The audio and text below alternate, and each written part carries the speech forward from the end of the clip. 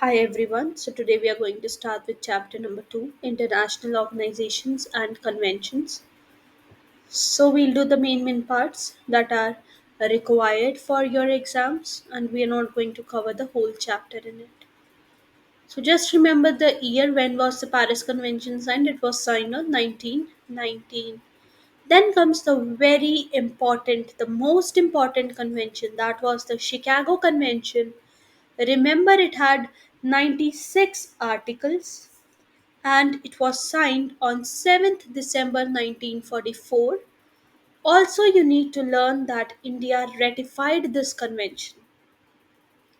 It has its headquarters or the head office in Montreal, Canada, and also 193 countries are the part of this convention.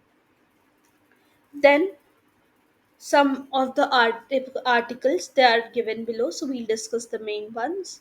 The first one is sovereignty. You need to know the meaning of sovereignty. Everybody should respect the rights of the other states. Say for from India, Air India aircraft goes from India to the USA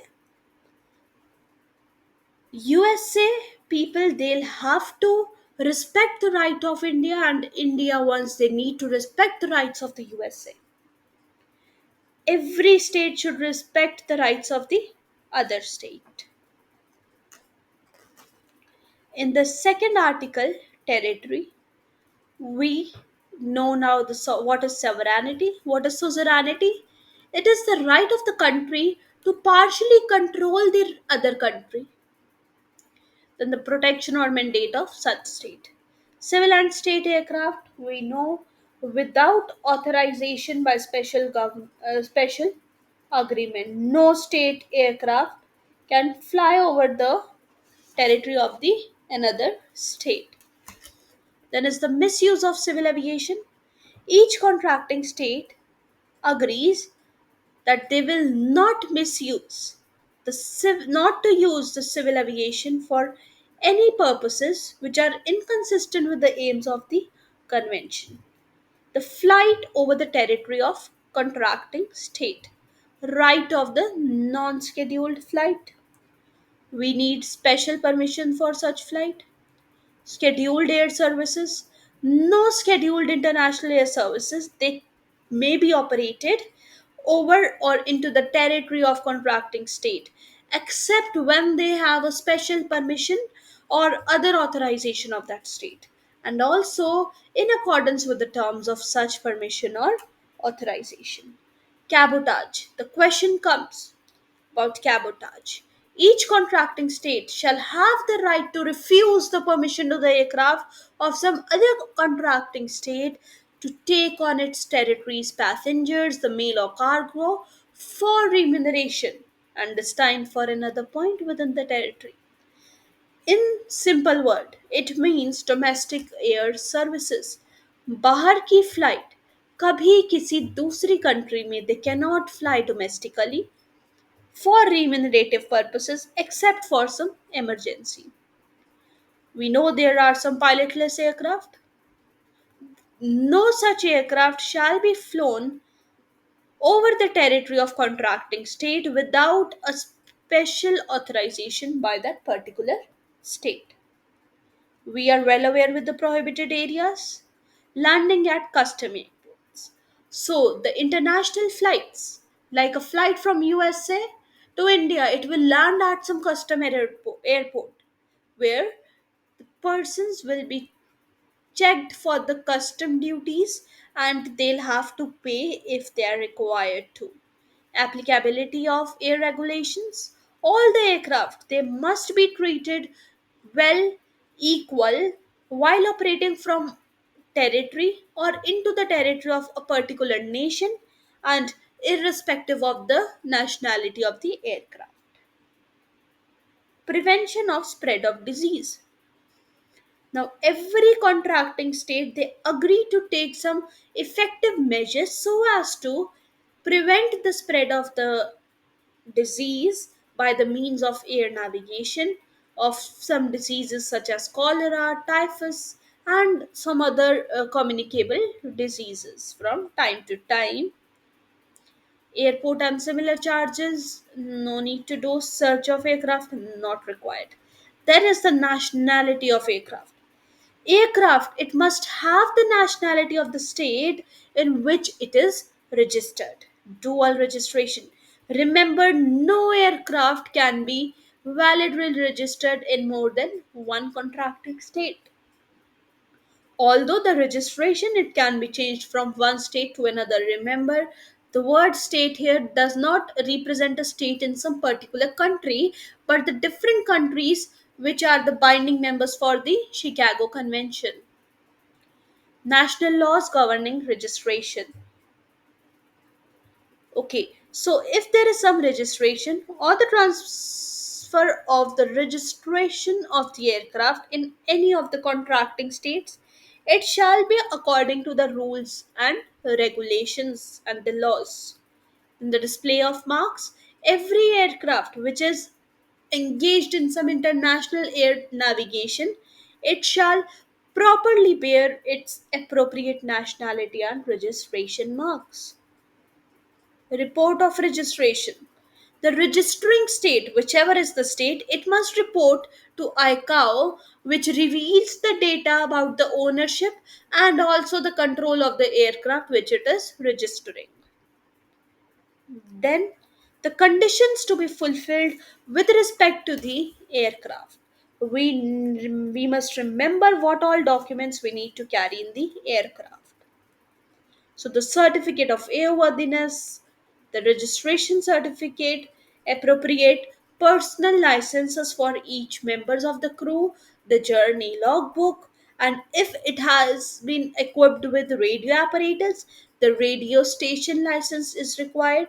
If it carries passengers, a detailed list of their names and places of embarkation and destination must be noted in that list. And if it is having a cargo, a manifest and detailed declaration of the cargo is required.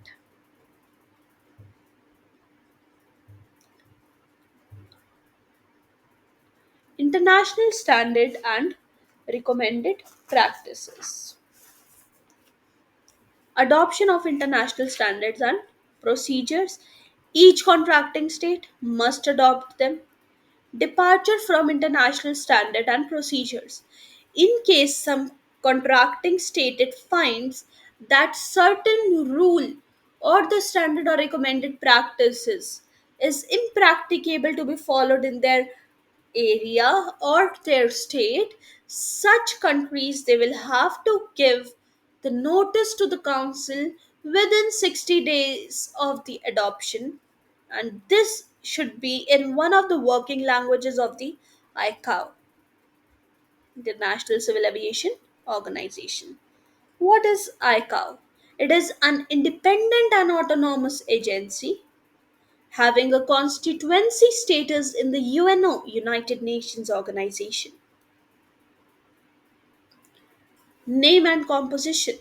An organization which named the International Civil Aviation Organization ICAO, it was formed by Chicago Convention, 7th December 1944.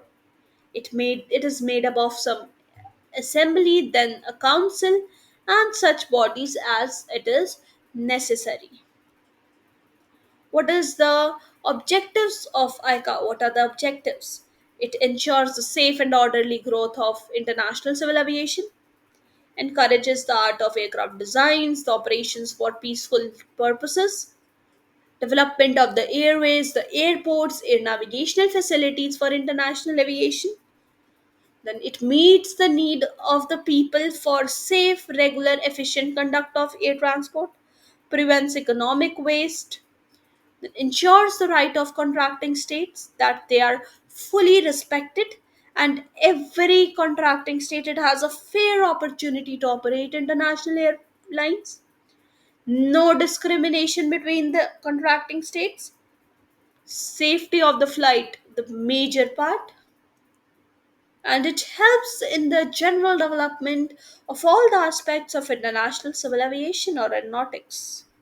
Assembly, it is the highest body and it meets not less in 3 years. This question may come: When does the members of the assembly or the elections in the assembly of ICAO takes place? Every 3 years. Then is the council and commissions and committees and the secretariat. Membership. ICAO members, they are 193 of the United Nations and one a non-member of UNO, United Nation Organization of the Cook Islands. Remember this. The non-member states, they are given as follows but are not required to be learned. ICAO World Headquarters, Montreal, Canada. Remember this. It has 7 regional offices which serve 9 regions. And remember, India is a part of Asia and Pacific, Bangkok, Thailand. Regional air navigation. The meetings they are held periodically to consider the requirements of air operations within certain specified geographic areas. ICAO technical problems. The uniform application given by the contracting state of the specifications which are in the international standards, it is necessary, and for the recommended practices we can say that they are desirable. So the international standards, they are necessary, and the recommended practices, they are desirable. Procedures for air navigation services, PANs, they are approved by the council, and for the most part they contain the operating procedures for the adoption of international standards and practices. Regional supplementary procedures, subs. Then ICAO standards. Remember, you'll definitely get 2 to 3 questions in your exam from annexures. And also the annexure 2, that is rules of the air, annexure 5, that is units of measurements to be used in air and ground, annexure 7, that is aircraft nationality and registration marks, annexure 8, airworthiness of aircraft. It contains the international standards but no recommended practices. The remaining 15 annexures, they contain both. Annexure 1 is personal licensing, 2 is rules of the air, 3 meteorological service for international air navigation, 4 aeronautical charts, Annexure 5 units of measurements to be used in air and ground, Annexure 6 operation of aircraft, Annexure 7 aircraft nationality and registration marks, Annexure 8 airworthiness of aircraft, Annexure 9 is facilitation, 10 is aeronautical telecommunication, 11 is air traffic services, Annexure 12 is search and rescue, 13 is aircraft accident investigation, 14 aerodromes, 15 aeronautical information service, 16 environmental protection, 17 is safeguarding international civil aviation against acts of unlawful interference, that means hijacking. Annexure 18, safe transport of dangerous goods by air, and Annexure 19 is safety management. Learn all these annexures by heart. ICAO recommended practices. Some of the documents we need to learn, not all. Document 4444, it is PANS, air traffic management. Document 7030, SUPS. 8168, aircraft operations. 8126, aeronautical information service manual. So the rest of the part we'll cover in the next video. Thank you.